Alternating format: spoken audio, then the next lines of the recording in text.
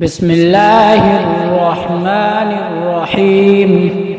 إذا وقعت الواقعة ليس لوقعتها كاذبة خافضة رافعة.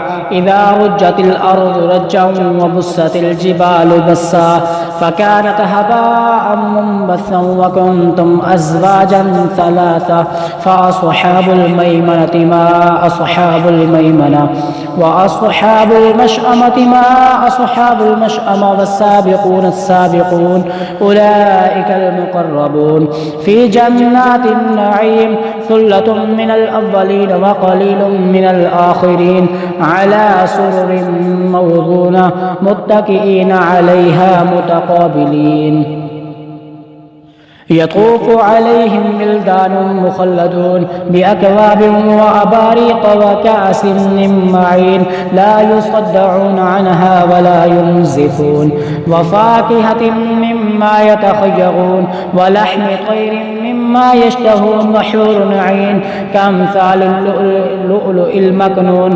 جزاء بما كانوا يعملون لا يسمعون فيها لغوا ولا تأثيما إلا قيلا سلاما سلاما. وأصحاب اليمين ما أصحاب اليمين في سدر مخضود وطلح منضود وظل ممدود وماء مسكوب وفاكهة كثيرة لا مقطوعة ولا ممنوعة وفرش مرفوعة. إنا أنشأناهن إنشاء فجعلناهن أبكارا عربا أترابا لأصحاب اليمين ثلة من الأولين وثلة من الآخرين. وأصحاب الشمال ما أصحاب الشمال في سموم وحميم وظل من يحموم لا بارد ولا كريم إنهم كانوا قبل ذلك مترفين وكانوا يصرون على الحنث العظيم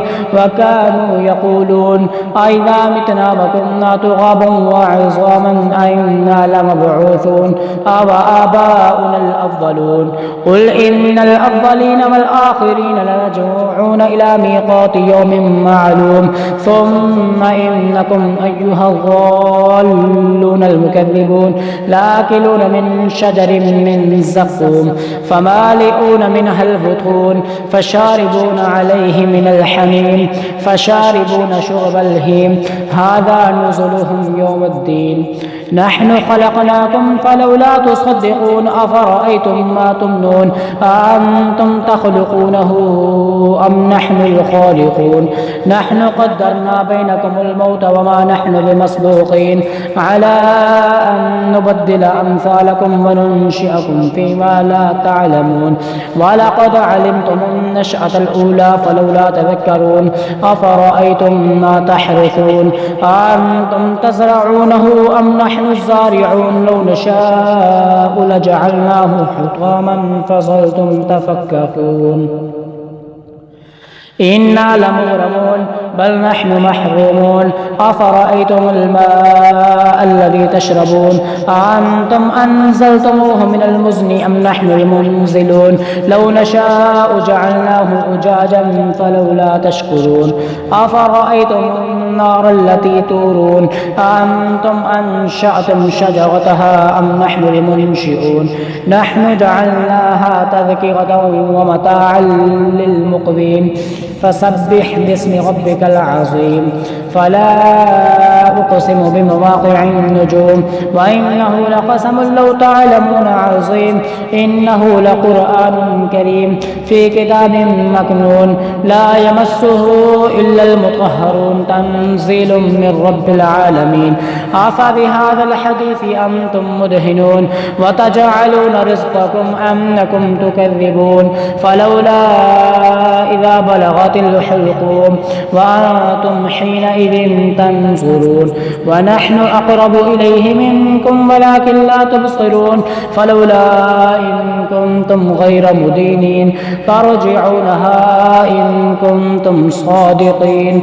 فأما إن كان من المقربين فروح وريحان وجنة نعيم.